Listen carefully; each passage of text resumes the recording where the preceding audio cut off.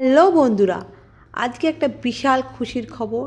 তো সেই খুশির খবরটা কি সেটা এখন বলবো না, কালকে তোমরাই দেখতে পাবে।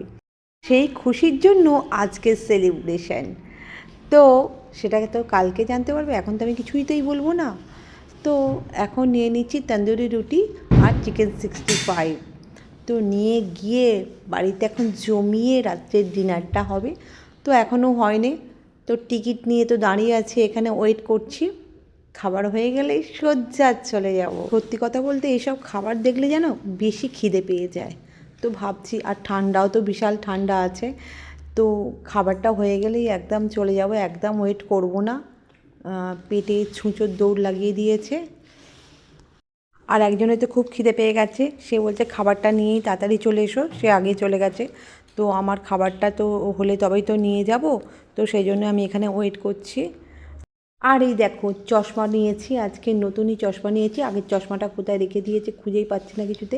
তো কেমন লাগছে বলো? প্রচণ্ড ঠান্ডায় আমি এখানে কাঁপছি।